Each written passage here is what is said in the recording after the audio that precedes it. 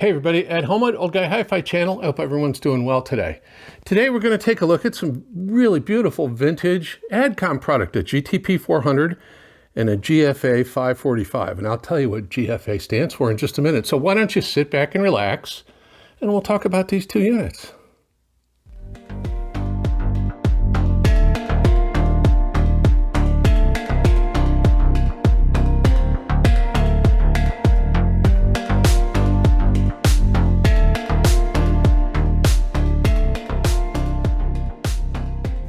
So let's talk about Adcom. Let's go over a little bit of the history of Adcom, and it's kind of a really, really interesting thing. And let's talk about why this is called a GFA amplifier.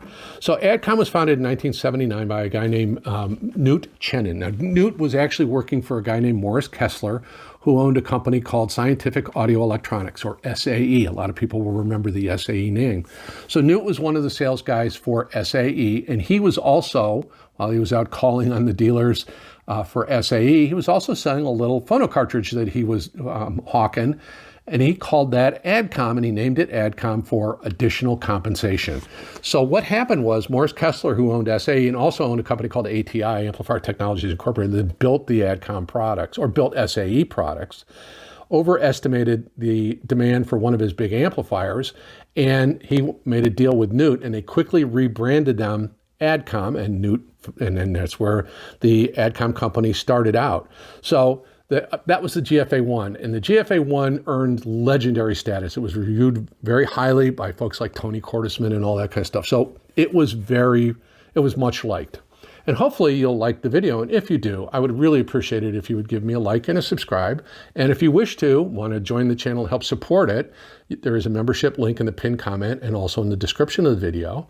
And also, if you want to get me a granola bar, there's a thank you button down in the bottom, but don't feel obligated to. I appreciate it. So anyway, they went on and had the GFA1, and they had a really nice preamplifier, and I can't remember the model number off the top of my head, but it was a GTP500. But then they went and hired Nelson Pass to design the next series of GFA amplifiers. The original GFA1 was designed by a gentleman named Ed Miller, and some of the other designs for SAE and other manufacturers like Harman. And Ed Miller actually went on and formed Sherwood, but James Bongiorno was a designer as well, and he designed product from Rance, Harman Kardon, Sumo, Spread Spectrum Technologies. So there's a good background in this in the design of the preamp and amp. But Nelson Pass was brought in to design the GFA 555, 545, and 535 amplifiers. And of course, he's a legendary designer. So his fingerprints and his design ethics, or ethos, I should say, are all over the inside of this thing. And we're going to open up and take a look, and then we'll talk about sound and specification. So give me a minute to reset. Well, as you can see inside, this is a very well laid out, very well constructed amplifier. You'll notice that there are very few bus connectors. Everything is soldered to the boards, not using pin connectors or plastic Molex type connectors. Big transformer, potted transformer. I don't know the rating on it. They don't publish that. Under here are 4 Rubicon capacitors, each at 10,000 microfarads. So you've got 20,000 microfarads per channel, which is very, a good amount for the day. On the high end, there were big amplifiers that had hundreds of thousands of microfarads, but you're talking about, Krell, and obviously Nelson Pass designs like Threshold, and, he designed this, and you can tell, clean layout, short signal paths, all kinds of just really interesting technology. Now, I'm going to have to go handheld because I do want to show you the output devices.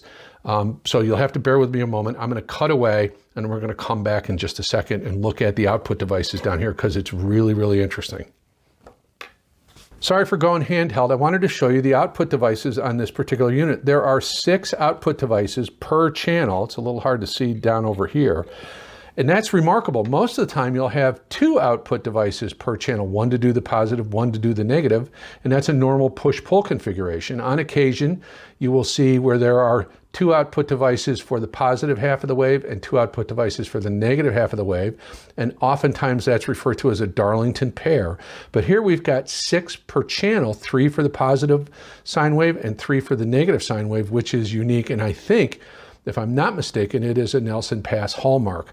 And one of the things that gives this amplifier its tremendous dynamic range.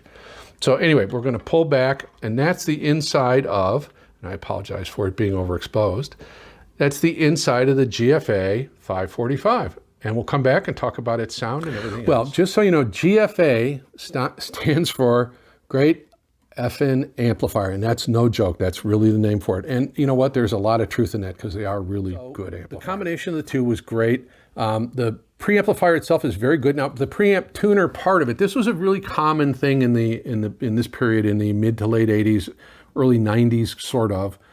Where you'd have the tuner and preamp in one because it was one less box. You didn't have to have a tuner, preamp, and amplifier. And tuners were still a big deal back in those days. We all listened to a lot of radio. Obviously, that's changed now with streaming. But so the preamp has separate bass and treble controls. You know, phono preamp has tape inputs and outputs galore. Really, really nicely done. The only, obviously, in this period of time, it wasn't common to see remote control. So it does lack a remote control. Now the amplifier itself, and I paired these two together for sound quality, and I also paired this with the Sparkos Gemini, which is a balanced headphone amplifier, but can act as a preamp, and it's got a tube in it, so I wanted to hear that sound. I also used the Cambridge Evo 150 as a preamp into this. No matter what I plugged into, the amplifier sounded really, really good. It is a powerful amplifier, as I mentioned when we looked at the inside. This thing produces more power than its rating, and that was not uncommon in the period for the kind of the upper mid-fi, lower high-end guys to kind of be conservative in their ratings, because then, you know, you'd get it home and you play and you go, wow, that really sounds way more than 100 watts a channel. And so you got a little bit more than what you expected, and they were not ridiculously priced. They were very well priced and very competitive. We didn't sell Adcom, we sold NAD, and so we were going head to head with these guys all the time, and Adcom product was really, really good. So we couldn't say anything bad about it ever because it was really well built and excellent sounding. So the sound of the amplifier, regardless of what preamp I used, is very neutral to slightly warm. And let me describe that for you. So bass is deep and articulate and at good speed. It has, you can tell it has plenty of current. So I used this and I drove the big Wharfdales. I drove my ELAC DBR62s. I drove the Energy Reference that I have. And I drove a pair of Wharfdale 225s, which the gentleman who owns this loaned me as well. And there'll be a review of those coming out. And no matter what I plugged into this, it sounded good with every speaker. And that is a characteristic that we knew back in the day when we were competing against this.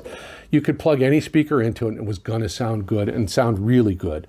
And so that's one of the hallmarks of it is just gives whatever speaker you plug into it the power it needs and the sonics it needs. And I've seen the 555s, which is just above this a little bit, 200 watts versus 100, drive Magnepans and quads and Martin Logans and things, difficult to drive speakers. Wilson Watts, I know someone who had a pair of Wilson Watts on a GFA 555, and those are brutally hard to drive, the old original Watts. So a great amplifier with plenty of power, good bass, great mid bass, good punch to it, good pace to it. The mid-range is really, really excellent, very natural, lending towards smooth, not warm necessarily, but smooth. So no sibilance. Cymbal crashes sound normal, rim shots sound normal, the piano sounds very good, especially when you get into the upper registers. The transients are very well, delivered for the peak, and then their decay is nice and very smoothly done, so good sense of air. It throws a nice image. Now, on the high end, I believe that most amplifiers in this category, in this day and age, the NADs I had a lot of experience with because we did sell those, have a slightly polite top end, not necessarily rolled off, but polite. And it was in a period where a lot of, this was used with a lot of horn tweeters. There were a lot of metal dome tweeters coming into play in this era. So that slightly polite top end made those speakers a little less fatiguing to listen to. But on soft dome tweeters, which I have a lot of here, it just is nice and delicate. Now, the image is good. It's a good width, mainly just a little bit outside the speakers width-wise, good center image, very locked on center image, reasonable height and reasonable depth. It's not the last word in any of those things, but it is so pleasant to listen to. And again, I just found myself getting lost in the music with it. It just gave me the sound that kind of a bit of nostalgia for me, but also just that kind of smooth, detailed, non-fatiguing listening experience, and that's a big deal for me, and I know I talk about it a lot. So anyway, I did use this. I did play this particular record. I'll never remember those guys' names, but it's really, really cool. And also, for female vocals, I used this recording from the weather station. Now, her voice is just really interesting and got some nice texture to it. So I do recommend that one. And I also listen to some classical music.